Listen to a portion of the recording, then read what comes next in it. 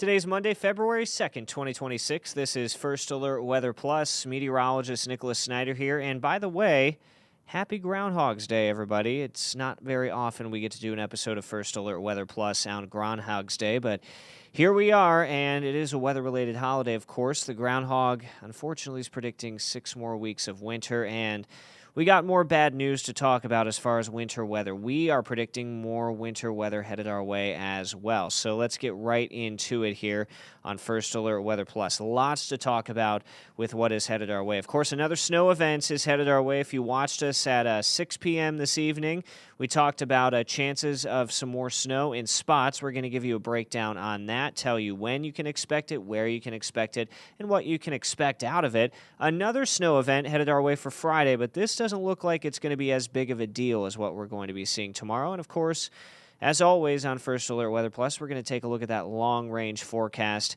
and give you an idea of what you can expect. First and foremost, though, we got to talk about that warm wedge. It is weighing heavily on our minds, especially after what we saw this past weekend, or 2 weekends ago, rather, from a big-time winter storm that came in. We saw that ice storm cut down on the snow totals, but still provided us with a lot of ice. And meteorologist Dylan Godet is explaining how the warm wedge works. Thanks, Nicholas. Here's a look at your warm wedge explainer. We talked all about this with that more impactful winter storm that rolled in that dropped all the snow and ice that we've been dealing with for the last week plus. But if you missed the explainer then, here's a little bit of a better explanation for you. We had all of that cold Arctic air in place, and that cold Arctic air is very much wanting to stay at the surface. Cold air is more dense than warm air, so it hugs right at the surface. A lot of the times, though, we get some mid-level warmth trying to move in over top of this colder air, and it's brought in by low to mid-level jet, and that could sometimes feature air that's upwards of 40 miles per hour. Now, we need this a lot of the time to bring us moisture to produce the snow, but when it's this warm like it was during that last event, that eventually just continues to erode at that colder air, almost like it's waves crashing into a beach and you get erosion taking place at the beach. It's the same thing happening here, to where you have snowflakes forming in the cloud, and when it's all below 32, you see those flakes drop and hit as snowflakes. But if you get some warmer air right at the base of the cloud and into parts of the lower atmosphere, you will melt those snowflakes as the snowflakes are falling, but there's still a large pocket of colder air. That's where you see sleet. That's why when we were at 19, 18 degrees seeing an hour or two worth of sleet, that's because there was this larger section of that colder air at the surface. Now, as that warmer air continues to move on in and there's a more shallow layer of colder air, you get that snowflake melting, becoming a rain droplet, and then not having enough time to refreeze, and it hits surfaces, and that's where you get freezing rain. It freezes on contact, and eventually when the ground warms above freezing, that's where you will see just plain old rain. So thankfully with this event, we're not going to be dealing with quite as much of a sleet and freezing rain risk, but sleet are those frozen ice pellets. Typically not a huge concern, but when we had 1 to 2 inches plus worth of sleet, and then that all froze with freezing rain falling on top of it with that event there last weekend, that's where you start to see issues. Freezing rain, again, is rain that freezes on contact. Both make for difficult travel, but freezing rain, definitely a much bigger concern. This next event, we're going to see snow and rain with a rain-snow mix in between, and less of this freezing rain and sleet, which is some good news. Of course, make sure you are staying with the First Alert Weather team for more updates.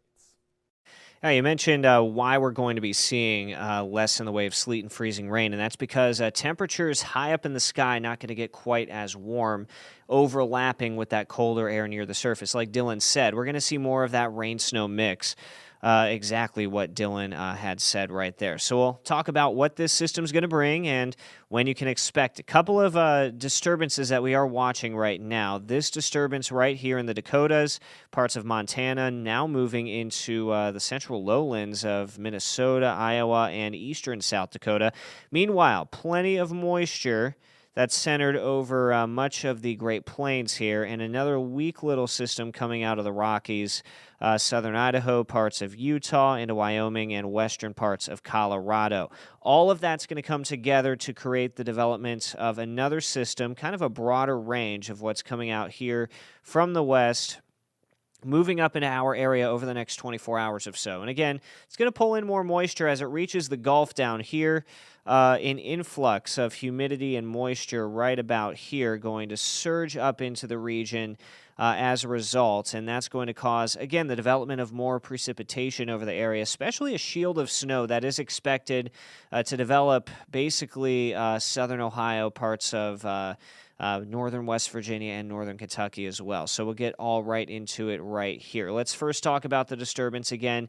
Here it is moving its way further to the east. You see that right about here. This is currently, or within the next few hours or so, it's this little wiggle in the lines. You can't really see it really by the wind. It's not well defined by the wind, but it is defined by that little wiggle in the lines. And again, that's what's moving forward into our area. Clear this off for you. Notice how it kind of gains some strength as it works its way further to the east. By noon tomorrow, we're seeing a little entrance region of what we call it of a jet streak. It's going to combine with some of this colder air that's up here in southern Canada, and I'll highlight that for you in red so you can see it better. This little disturbance up toward Toronto and this disturbance right here coming together to work in accord to develop a little bit more of that precipitation over the area. And again, it's that entrance region. We've talked about entrance and exit regions of the jet before, but it's this entrance region right in here, southern Indiana, northern Kentucky, that provides that lift. It's going to surge air, going to diverge away from the wind that's coming in here. It's going to pull it up further toward Toronto as opposed to further to the east toward Charleston. So we have air moving this way, air moving that way, that divergence causing that rising motion over the area, and that's creating the development of that precipitation that we will see for your day tomorrow. Closer look at the lower levels of the atmosphere, also showing a convergence region too. This is kind of the mid to low levels of the atmosphere here. This is a level called 700 millibars.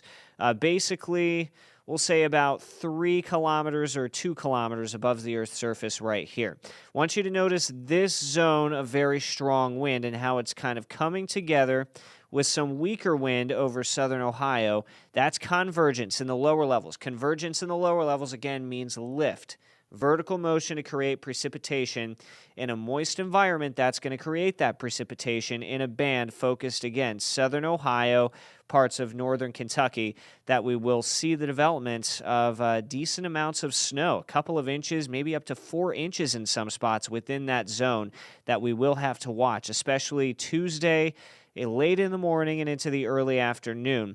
And once we head along I-64, some of that activity will surge its way on down. Now, some locations are not going to see as much in terms of snow, and that's due to these temperatures right here. I think we're going to get a surge of warmer air, and again, that's due to the terrain of the mountains right here. We see air kind of downsloping here and warming those temperatures up in the valleys, at least closer to the mountains. So mid-30s, Huntington, Charleston. Notice these 32s. Portsmouth, up toward Waverly, Piketon, Jackson.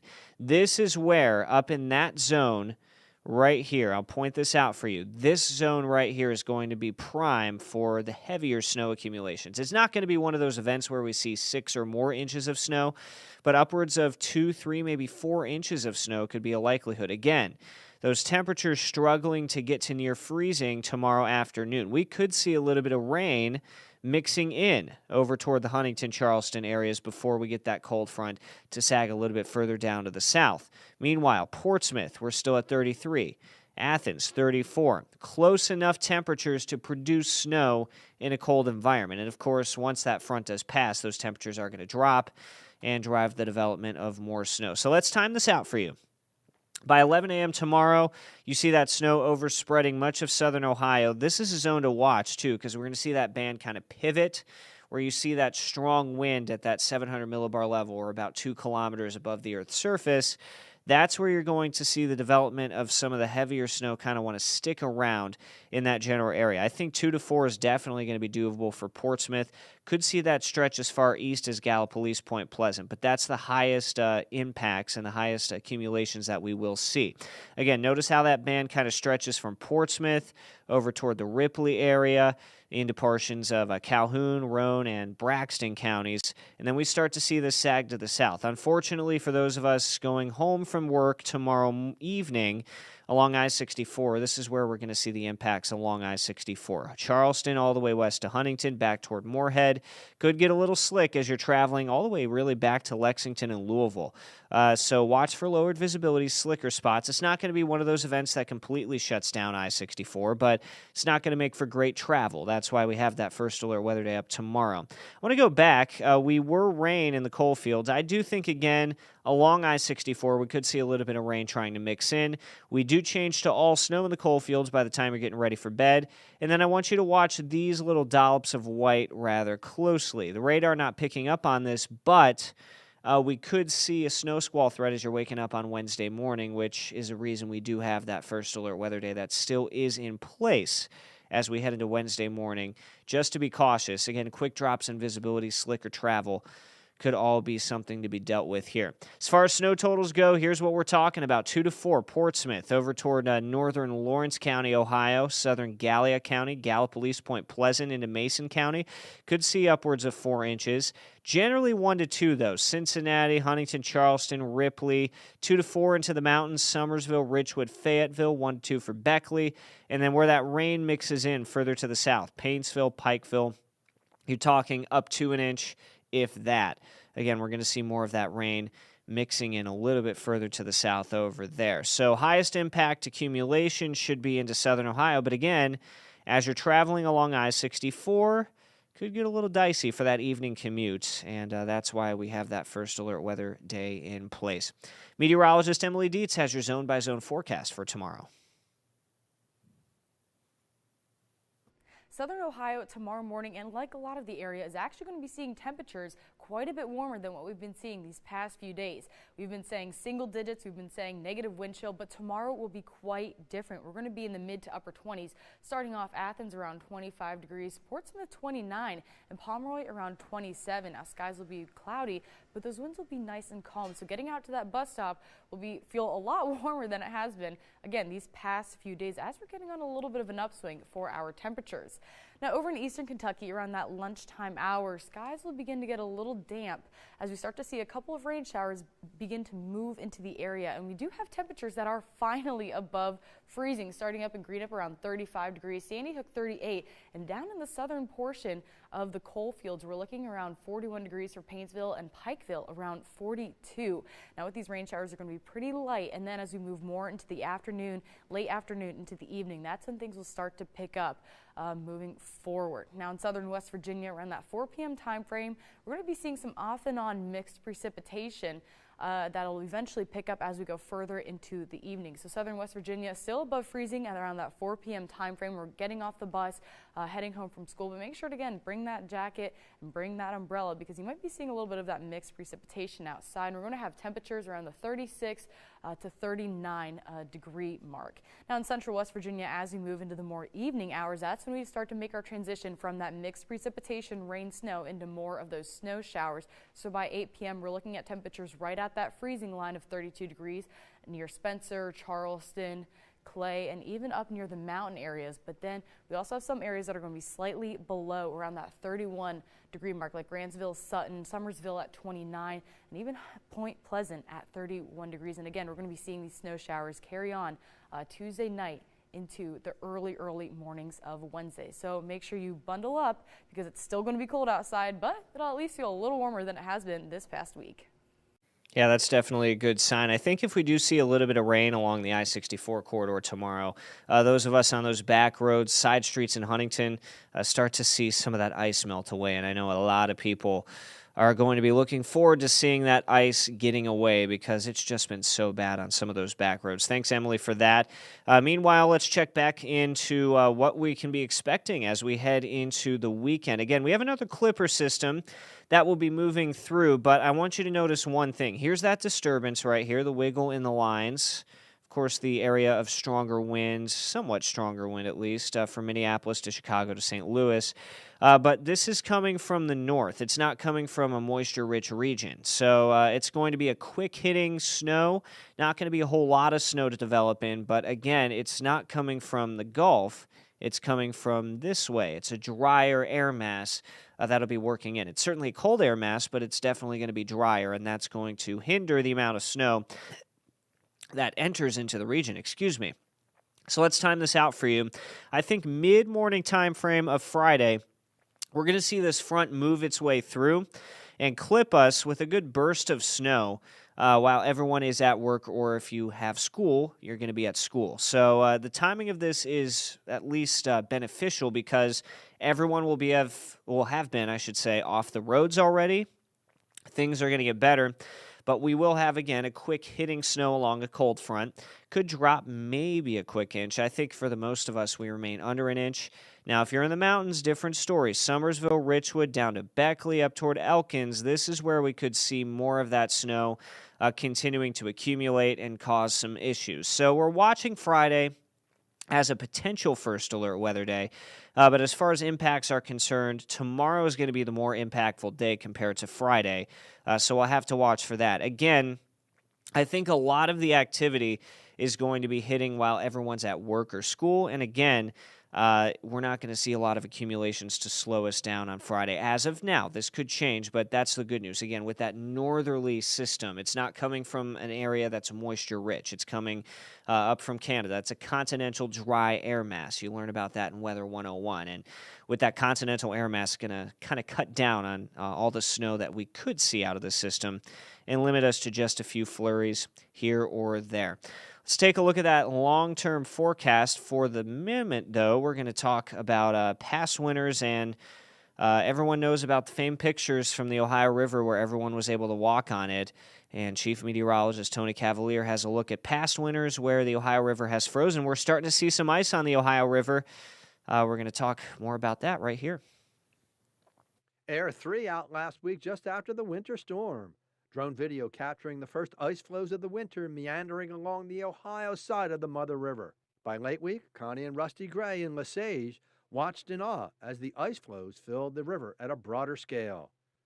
It was a prelude of coming attractions as the bitter cold into February would at least attempt a bank-to-bank thin sheet of ice by Groundhog Day. So after the winter storm, when I mentioned that the Ohio River could freeze bank-to-bank with a thin sheet of ice, I think a lot of the old-timers probably did a double take.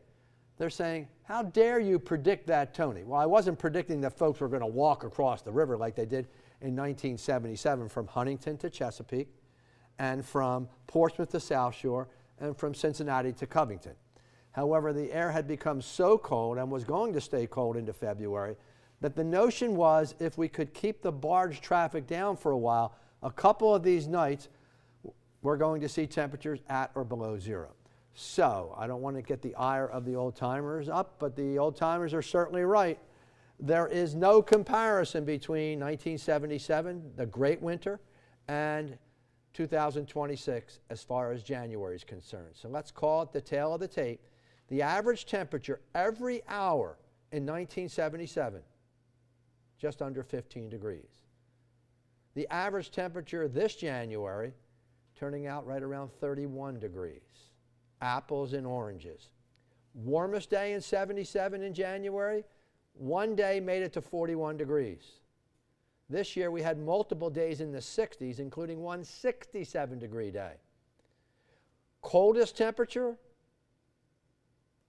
1977 was 13 below, and the coldest temperature as of Friday when I'm taping, 6 degrees above. We may have gotten close to zero over the weekend. Now, in order to have a great cold month, you need to put snow on the ground.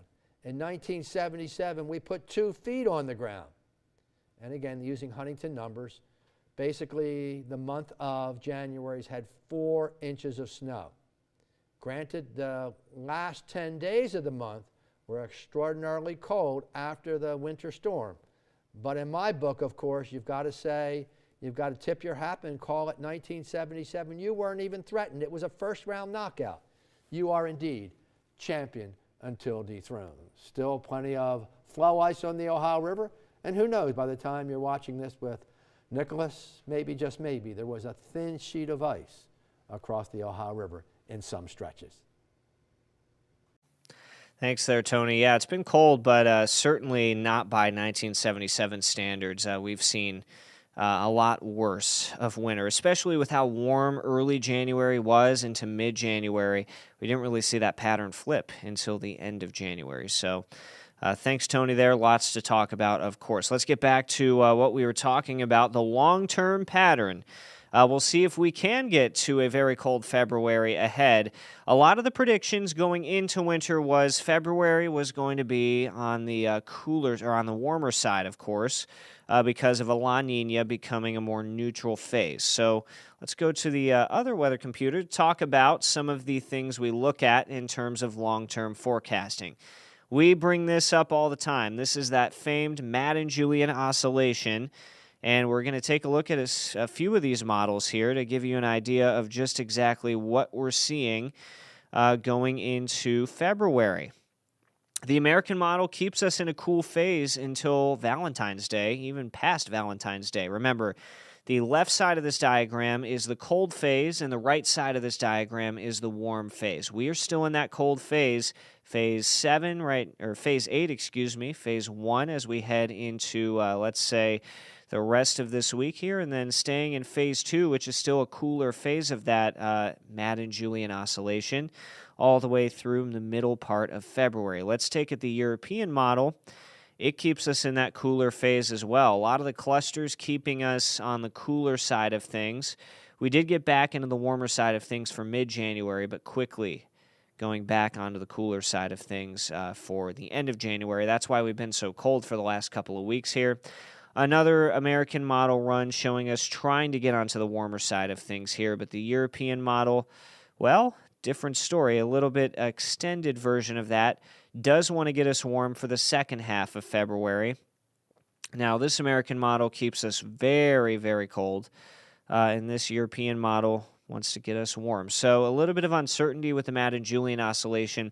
I think toward the end of February, we will start to see a bit more of this warmer phase of the MJO moving through, but at least for the first couple of weeks of February, consensus seems to be that we will be on the cooler side of things. So that Groundhog doesn't sound too wrong. I think he's spot on, at least in the short term, toward the midterm.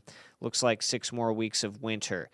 We will get a brief break from this North Atlantic oscillation right here. I want you to notice how it gets back above that negative phase here toward the middle of February. And again, that's the first 2 weeks of February, kind of on par with what the Madden-Julian oscillation is showing us. If we do get that into the warm phase, the positive phase, along with the Madden-Julian oscillation, second half of February could be looking very different compared to the first half of February here. Let's take a look at the Arctic oscillation here. Again, we've been very, very negative for much of winter. We haven't been above that positive phase since really the end of December. And the end of December was when we had that mild stretch toward the Christmas time frame. Now, looks to be that we're headed toward more of a positive phase toward the end of February. So I think in the long-term forecast, at least toward the end of February, we could be looking a lot more warm. But the first couple of weeks of February, going to be a different story for a lot of us for sure. So back to the weather graphics computer we go. We'll take a look at our overall pattern here. Notice again for the next week or so that cold air just wants to keep filtering in. But that Arctic oscillation heading toward a more positive phase here. We get a stronger polar vortex. We get cooler air that's trying to nudge into Alaska, though we still have that warmer phase of that Eastern Pacific oscillation, still in the warmer phase of the North Atlantic oscillation. It's all going to depend on this polar vortex if it could strengthen. But again, there's signs that we could see a nudge of warmth headed our way toward the beginning of next week, and that's going to really help us. Again, I think the first couple of weeks of February, though, going to be rather different. Now, headed toward mid-February, again, this is what I want to look at. Notice all this cold air bottled up here. That's cold air in Alaska. That Eastern Pacific oscillation is going back toward a positive phase. North Atlantic oscillation, same deal. And the Arctic oscillation, also same deal. So we're going to get some warmer air for the second half of February, and it's going to feel a lot better compared to where we are now. Closer look at this pattern again, showing the colder air initially. That's that clipper coming on Friday, and then high pressure taking over, allowing us to warm up thanks to that North Atlantic oscillation and Arctic oscillation trying to get positive. So the second half of next week into the second half of February looking a little bit warmer, according to the Climate Prediction Center. And as far as precipitation is concerned, looking about average for this time of year. Super 7-day does show this. We do get that warm up to about, let's say, 40 as we head into next week. And my apologies, that is not the correct 7-day forecast. Let's get the correct 7-day in here for you. Bear with me as I do that. Sometimes that tends to happen. Here's the correct 7-day. You're about to see that right now. Definitely not going to be seeing, of course, any sort of temperatures that will be in the 20s in the long term. In fact, we're getting back to near 40 by Monday. Meanwhile, on Friday, again, we talked about that clipper. There's that another look at that quicker hitting snow. So we'll have to keep a close eye on that, but it, again, doesn't look to be as big of a deal as what we're headed our way tomorrow. So 2 first alert weather days on the board, Tuesday and Wednesday, and things start to moderate out. We start to get that thaw going on toward the second half of February, and especially toward the end of next week. This is First Alert Weather Plus. We air every Monday, 6:30 to 6:45 p.m. We talk about the weather, give you the first alert on everything you need to know, and go in depth into the weather as well. If you want to follow us on Facebook, I'm meteorologist Nicholas Snyder on Facebook. Dylan is Dylan Goday Weather on Facebook. Emily is meteorologist Emily Dietz on Facebook. And Tony Cavalier is, of course, Tony Cavalier on Facebook. If you want to watch old episodes, you can find them on WSAZ.com. You can go to the First Alert Weather Plus tab, browse through all the old episodes. You can also find us on YouTube, WSAZ First Alert Weather Plus. And you can like and subscribe to that. You'll have all the past shows available on there. This will be available tomorrow as well. In the meantime, I'm meteorologist Nicholas Snyder. Make it a great Monday, everybody.